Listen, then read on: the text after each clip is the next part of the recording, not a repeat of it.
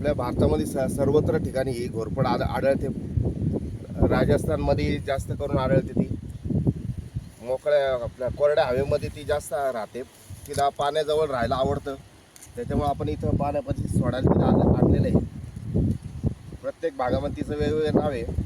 तिला Bengal monitor lizard असं इंग्लिशमध्ये म्हणतात.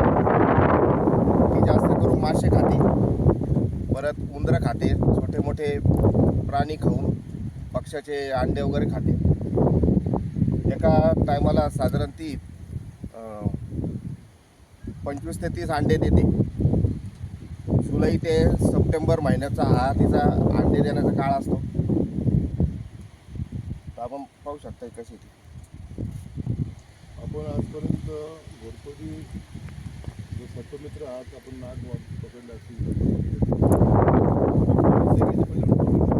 याच्या आधी पण आपण घोरपडी पकडलेले आहे. आता 8-15 दिवसापूर्वीचा विखे पाटलांचा वाढदिवस होता. तर त्या टायमाला आपण पांजरपोळामध्ये एक घोरपड सोडलेली तिथं. तर घोरपडी भरपूर आपण पकडलेले आहे.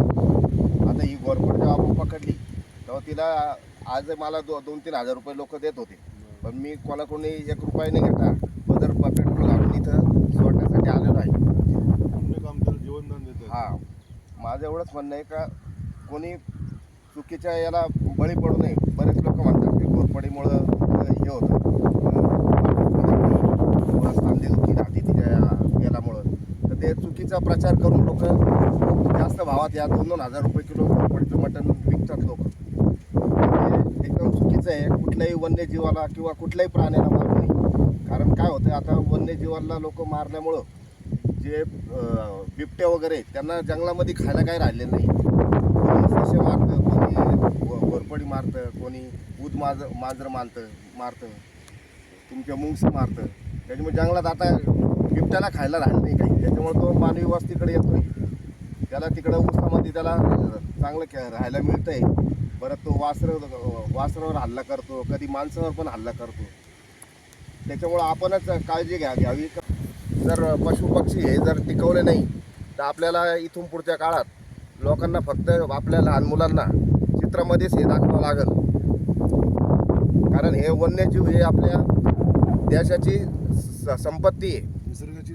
हा वनसंपत्ती आहे. आणि हे आपलं टिकवणं हे आपल्या सगळ्यांचं कर्तव्य आहे. जशी मगर ही पाण्यात राहते तशी घोरपड ही कुठे राहते? म्हणजे नाही, ही पाण्याच्या तळापर्यंत जाऊन राहू शकते. घोरपड. बऱ्याच वेळ पाण्याच्या तळामध्ये जाऊन राहते.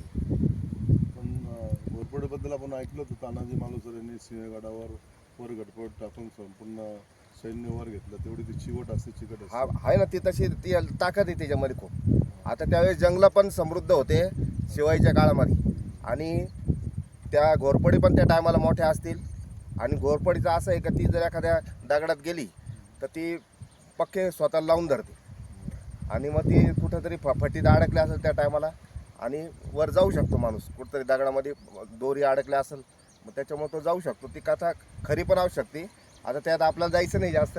पण माझं एवढंच म्हणणं आहे की यांना जीवनदान द्या.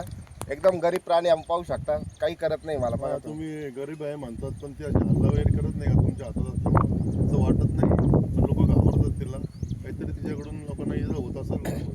नाही, आपण जर तिला धरण्याचा प्रयत्न केला ना तरच ती आपल्यावर हल्ला करेल. पण आपण जर तिला काही केलं नाही तर ती उलट आपल्याला पाहून ती लपते, ती कुठतरी लपून बसते, कुठतरी अडचणीत जाऊन बसते.